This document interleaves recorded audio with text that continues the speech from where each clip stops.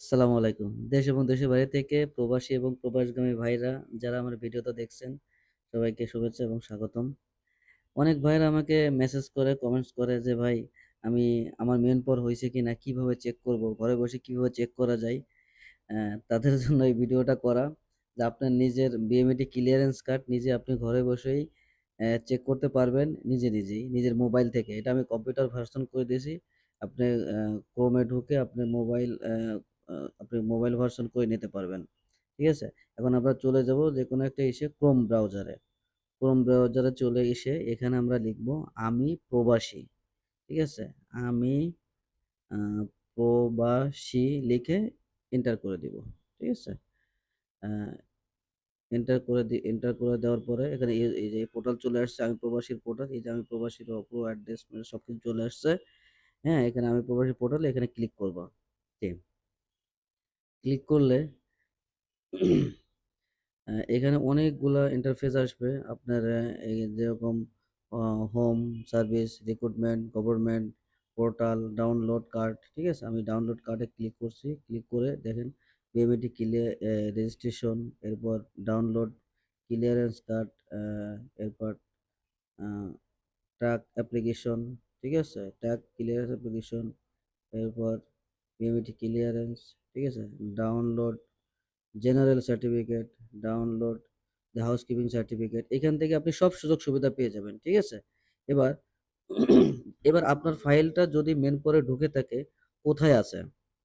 এটার জন্য আপনি ট্র্যাক অ্যাপ্লিকেশনে ক্লিক করতে হবে। ঠিক আছে? আপনার ফাইলটা কোথায় আছে এটা দেখার জন্য যদি এজেন্সি আপনাকে বলে থাকে যে আপনার ফাইল মেইন পয়েন্ট ঢুকাইছি, তাহলে ট্র্যাক অ্যাপ্লিকেশনে ঢুকে এখানে দেখেন পাসপোর্ট নাম্বার বা ক্লিয়ারেন্স অ্যাপ্লিকেশন আইডি এখানে আপনাকে করতে হবে। তাহলে ক্লিয়ারেন্স অ্যাপ্লিকেশন আইডি তো আপনার কাছে নাই। এটা এজেন্সির কাছে থাকে। তাহলে আপনার কাছে পাসপোর্ট কপি আছে, পাসপোর্টের কপি দিয়ে দিবেন। এখানে পাসপোর্টের কপি টাইপ করতে হবে। হ্যাঁ, আমি টাইপ করে দিচ্ছি।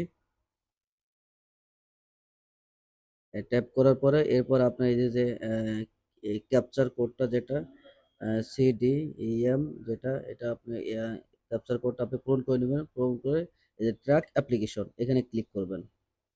ট্র্যাক অ্যাপ্লিকেশন এখানে ক্লিক করলেই আ আপনার ডিটেইলস এরকম চলে আসবে।